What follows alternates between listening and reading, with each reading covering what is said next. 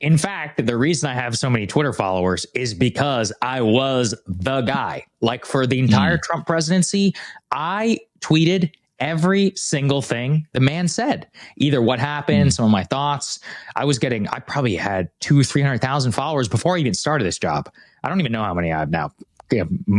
Somewhere around 400, something like that. But my point is, I don't care anymore. I'm just like, you know what? I've been there. I've done that. And like you just said, I actually think that by shitting out takes and not actually thinking about it, you both give away nascent angles to other people, but you rob yourself of the ability to just feel like, what do I mean by that? I'll have a nagging feeling. One of the things I love about doing stuff like this or my own show, dude, I can just talk as long as I want. So, for example, during the protests, Twitter version of my tweet would be protests don't work. Protests are actually not responsible for any major social change. That would be the Twitter version. That would get shit on.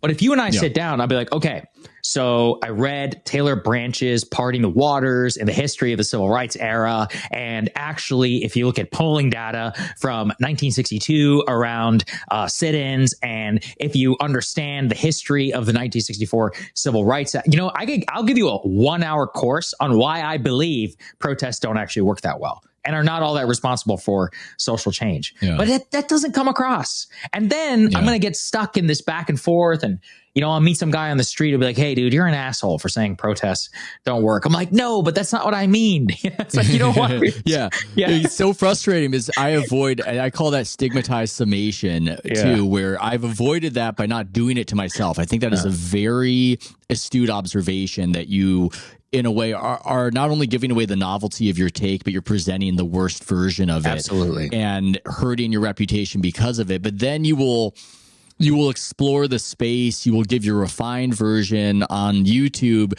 and then somebody else is going to take it and then give the stigmatized summation. You can't control that. This idiot said that Martin Luther King Jr. wasted his whole life. Right.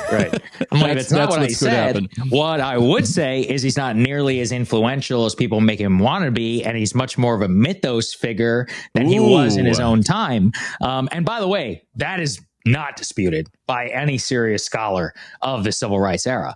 And that's part of the problem. If you want to get into it, we can, about Darrell and about World War II and Churchill. That's the perfect example where I was shitting on a lot of these people, where I'm like, the average Churchill poster on this website read Eric Larson's, what I forget. I don't even remember the title now, even though I have read it. Splendid in the Vial. There we go. Splendid in the Vial. It's back here somewhere, which is, one of those popularist biographies of Churchill, and think they know something about World War II. And I'm like, the truth is, it was a major historical event. It is the biggest global conflict we have literally ever had. One of the fun things about World War II is it was deeply litigated at the time and the immediate years afterwards.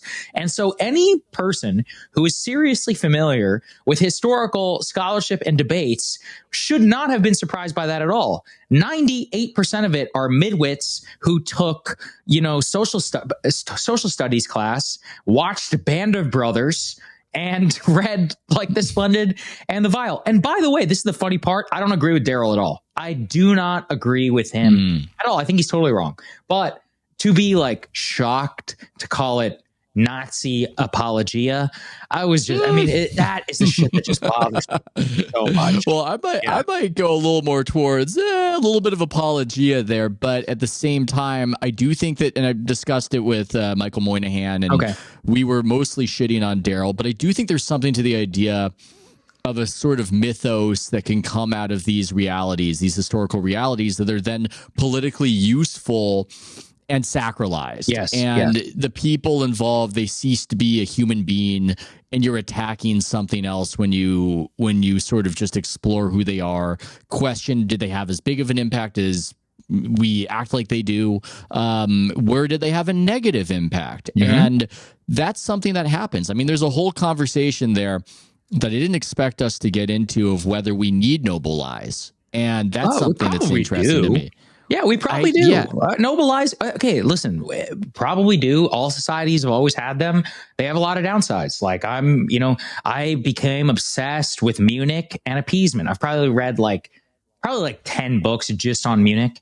And basically everything people know about Munich is totally wrong. And it is at the very best, it's misunderstood. And it is used again by people who read like popular histories, summary of like one book and or social studies, and are using it to justify, conflicts and fueling conflicts today. And that's fine if as long as they're being honest. But part of the problem is I don't think that they are. I think they genuinely don't know what they don't know. And so noble lies are important in terms of, hey, we should never allow something like this to happen again. It's like, okay, yeah, I don't, philosophically, I don't disagree with that. I don't think it's a bad, one to crystallize in the head. The problem is lacking the context of the time, the tremendous difficulties that all the decision makers from Chamberlain to FDR to any of the French president, I'm blanking on his name right now. But the problem is not putting yourself in those shoes. No, it was not de Gaulle. That was after. You're talking about earlier. You're talking about earlier. I'm talking about during Munich. I think it might be Delatier, whatever. Somebody's going to own me on this and call me an idiot. But it was Thierry Henry. Let's go with that. Anyway, my point is that we lack the understanding of the context of the time. And when you do, Munich actually makes perfect sense. You can be truly, deeply critical of it, but in the moment, it makes perfect sense. And it's not just me saying that. I have a copy of, it's somewhere around here. It's a John F. Kennedy's book that he wrote when he was in his young 20s. It's called Why England Slept.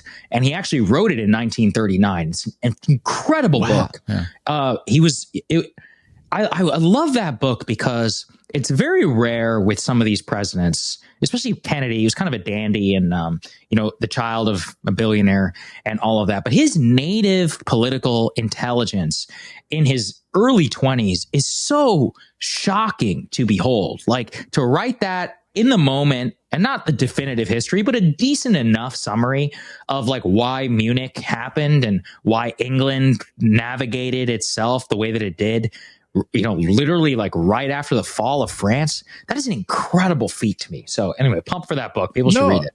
Yeah. I have not read that. And so good.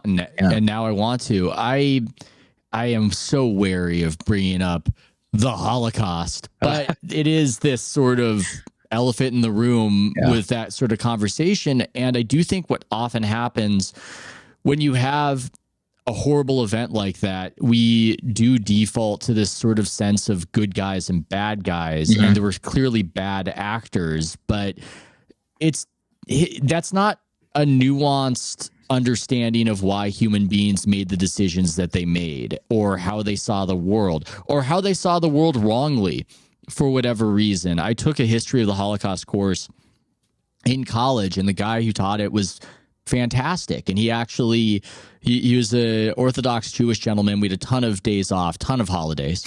and he was dismissive of movies like Schindler's List as being maudlin and two-dimensional. And we really got into these societies in Eastern Europe after you had Jewish populations left the Pale of Settlement and entered the cities, and there was sort of a liberalization when it comes to that.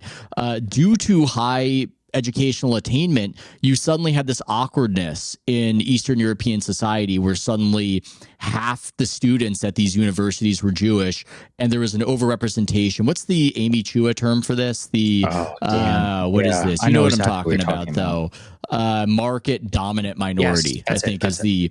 Yes. And it caused a lot of discomfort and disruption in a world hundreds of years ago, or maybe about 100 to a couple hundred years ago, that did not have the understanding of culture in this global way that we have. Yes. And it doesn't justify anything that happened, but then you have a better understanding of some of the tensions within that society. And so those sorts of explorations, I think, get crowded out because nobody wants that stigmatized summation of you're justifying it, you're excusing it, secretly you're in favor of it. And I think that's a real dynamic that happens. Yeah. I mean, seeing how they, something that's funny too is to see how people were smeared in the past, and about how exactly that stigmatized summation can end up informing and creating choices which are terrible. So, I by the way, as much as I like World War II, I'm far more of a World War I guy. I love World War I. I could not stop reading about it. And I visited a lot of the battlefields and stuff, which I highly recommend. They're actually more interesting than World War II battlefields. But the point is I got immersed in these debates around the German monarchy.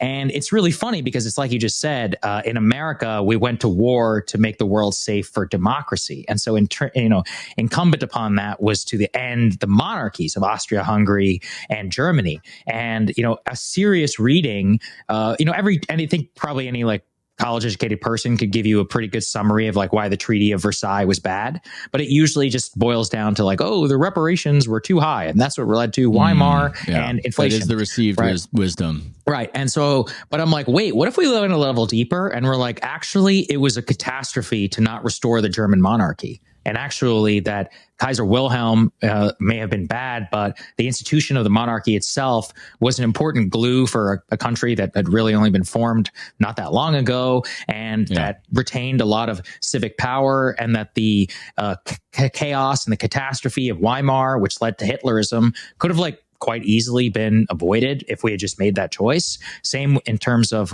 Austria-Hungary and the literal Balkanization. I mean, look, a lot of people who lived under that may disagree, but I can tell you at the time that was not a very contrary thing. By the way, Mr. Churchill agreed with me specifically about the German monarchy, but that was deeply stigmatized at the time in favor of the democracy, which gave us Weimar, which gave us Hitler. So anyway, that's just a really important point about what you're saying. I mean, just so much of Germany was sort of patched together by Otto von Bismarck, tricking people into fighting each other. Yes. And then we create this fairly new concept of nationalism, and we act as though we always had it, and that it will just stay together and it will continue to function.